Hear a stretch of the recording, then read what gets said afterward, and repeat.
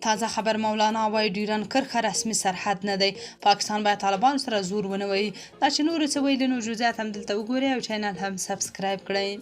د جمعیت علما اسلام ګوند مشر مولانا فضل الرحمن ویلي که پاکستان هر څومره د ډیورنډ کرښه له افغانستان سره رسمي سرحد وبولي خو دا یوازې یوه ادعا ده او د افغانستان لپاره کوم رسمیت نه لري.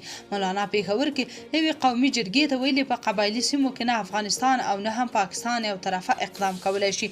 دا همداراز وایي چې پاکستان افغانستان کله جګړو په جوس اخیستنې قبایلي سیمو پر خپل ګټه کړنې ترسره کړي دي.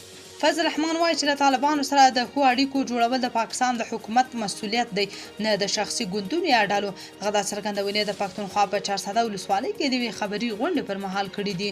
مولانا فضل الرحمن ویل چې پاکستان باید د طالبانو پر وړاندې د لومړی اقدام او وروسته خبرې پالیسي پرېږدي ځکه دا ډول چلند د دواړو هیوادونو ترمنځ د باور فضا له منځه وړي او خبرې اترې بې ګټې کوي. نوموړي وویل موږ له افغانستان سره لومړی عملیات کوو وروسته خبرې اترې پیلوو چې دا ستره تېروتنه ده ځکه له دې سره فاصلې پیدا کیږي او د تفاهم فضا له منځه ځي.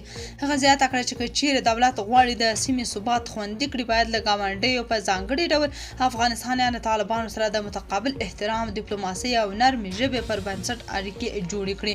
مولانا ټینګار وکړ چې د طالبانو پر وړاندې د سختو اقداماتو تګلاره تل د تاوتریخوالي بې باورۍ او ناکامو مذاکراتو سبب شوې ده. هغه ویل د دولت دا مسؤلیت دی چې له ګاونډیانو سره اړیکې تنظیم کړي. د طالبانو سره له سخت مزاجۍ پرته باید د تفاهم فضا جوړه شي. مولانا فضل الرحمن د پاکستان حکومت له اړوندو ادارو غوښتل چې د بهرني سیاست مسؤلیت باید له احساس تدبیر او حکمت څخه کار واخلي ترڅو د سیمې ثبات ته تاوان ونه رسیږي. تاسو په دې اړه څه نظر لرئ؟ کمنټ کې شریک او چینل هم سبسکرایب کړئ.